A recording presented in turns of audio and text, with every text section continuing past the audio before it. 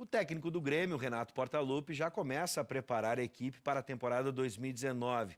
No começo da semana, ele recebeu alta após uma cirurgia para a correção de uma arritmia cardíaca. Este é o assunto do nosso quadro de saúde desta semana.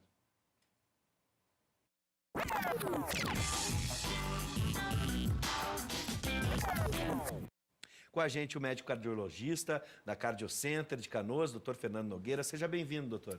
Muito obrigado. Obrigado pelo convite. Uma boa noite para todos. Bom, muita gente via o ritmo de vida do Renato, né, e ficava imaginando, não, esse homem é de aço. Joga, né, além de estar na beira do campo com o coração a mil, joga futebol, vive na praia. E aí aparece a tal da arritmia cardíaca. Em primeiro lugar, o que é arritmia cardíaca? Existe mais de um tipo? Ela pega todo mundo, sedentários, aqueles que têm atividade física ou não? Bom, a arritmia cardíaca é tudo aquilo que se refere a um ritmo não normal do coração, ou seja, um ritmo anormal. O ritmo normal do coração gera um batimento sincronizado entre a parte de cima e a parte de baixo do coração, simplificadamente. Então tem as arritmias que causam aceleração do coração e as que causam uma redução dos batimentos do coração. Em relação à redução dos batimentos do coração, depende de vários fatores relacionados ou ao marcapasso natural do indivíduo, Sim, ou a bloqueios cardíacos que possam vir a acontecer. Em relação às arritmias que aceleram o coração, tem as que são supraventriculares, ou seja, de cima do ventrículo, ou as ventriculares. E assim é que a gente divide, de uma forma até simplificadamente, do ponto de vista médico, as arritmias. Sim. Bom, não só para os gremistas, tá, como eu, mas vamos tentar entender o caso do Renato. Era fibrilação atrial, é isso? Pode corrigir como é que a gente entende? Está correto, e eu estou baseado nas informações também dos noticiários. Claro. Então, a arritmia que ele tinha, na verdade, ou que foi tratada, que foi veiculada nos meios de comunicação, chama-se fibrilação atrial. E é a arritmia sustentada mais comum na população, tanto no Brasil quanto mundial. Eu tenho aqui um número, 175 milhões de pessoas no mundo têm esse tipo. E dizem que é muito comum em esportistas. Isso. Eu vou te dar um outro dado, que é um dado muito comum também para os médicos, mas eu acho que para a população geral vale a pena ter esse entendimento. Sim. A partir dos 40 anos, ela é a arritmia mais comum. Então, eu estou com 42 anos, eu ainda não tive a minha fibrilação atrial. Mas se eu chegar aos 80 anos, eu vou ter uma chance de 30 em 100 de ter fibrilação atrial. Pois é, cheguei aos 40 esse ano. Então estamos juntos. E o que a gente deve fazer, por exemplo, nessa situação? O check-up, como a gente viu na reportagem anterior, é fundamental e até mesmo histórico, né? A gente sabe que algumas doenças têm uma relação com os nossos antepassados. Isso também pode acontecer?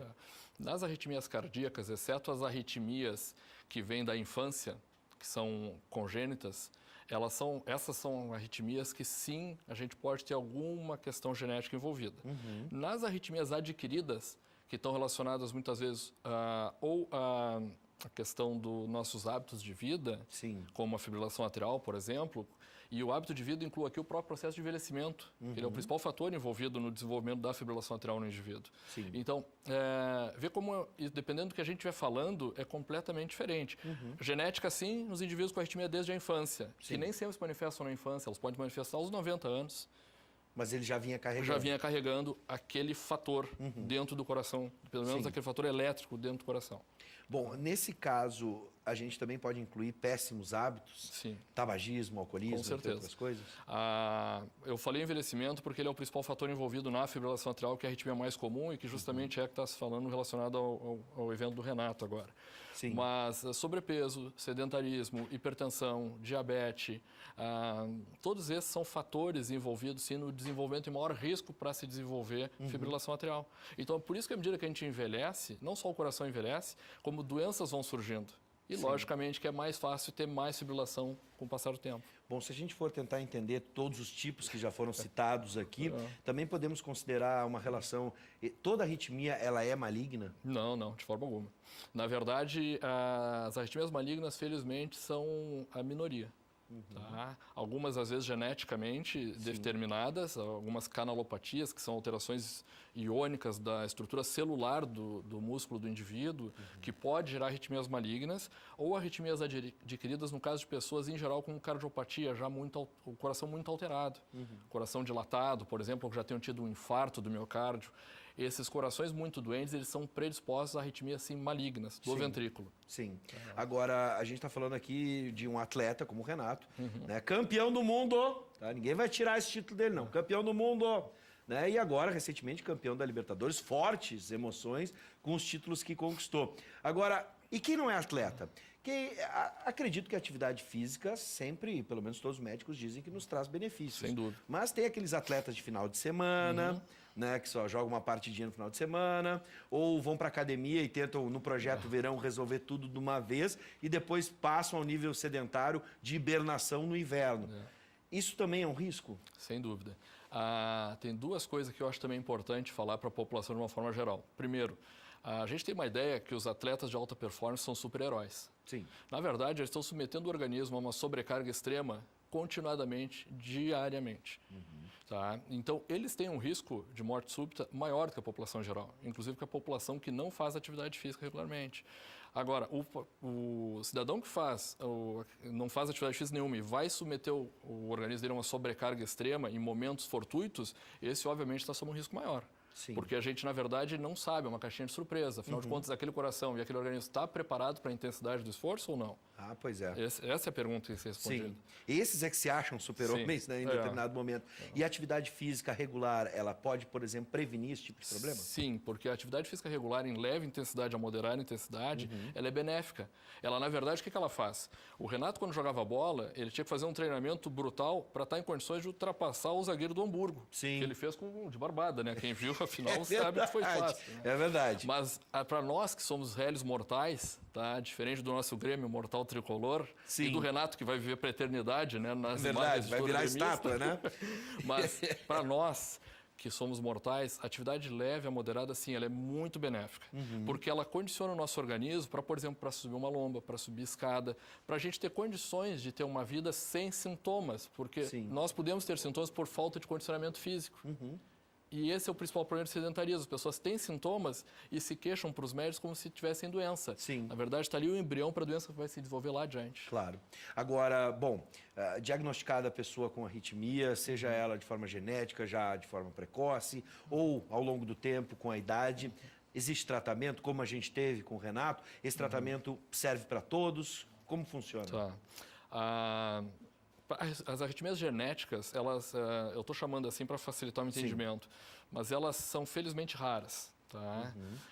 De uma forma geral, as arritmias elas podem ter o tratamento simplesmente de reforçar o paciente, que é uma condição benigna e que não traz risco. Vou te dar um exemplo.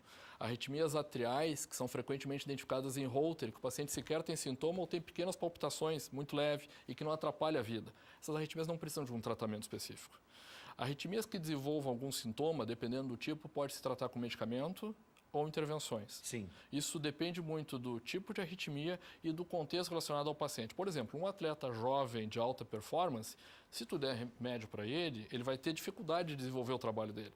Então, a intervenção, nesse caso, se presta a ser feita mais precocemente. Sim. Já num paciente que tem uma vida sedentária, que faz atividade física regularmente, tem uma arritmia benigna, mas que traz sintomas, ele pode definir se ele prefere fazer uma intervenção, dependendo do tipo de arritmia, ou se ele vai fazer um tratamento medicamentoso. Sim. Entende?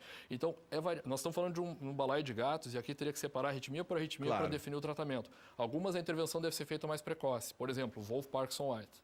É uma arritmia que pode estar associada à morte súbita.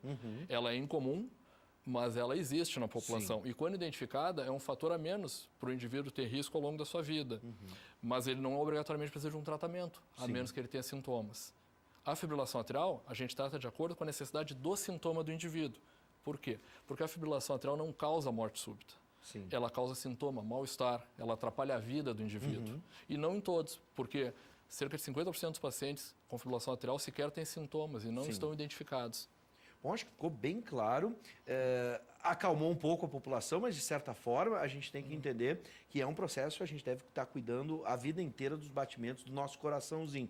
Sim. Doutor, se a gente pudesse deixar algumas dicas básicas para que a gente pudesse ter qualidade de vida e não passasse por uma arritmia, palpitações tão fortes assim com tantas emoções.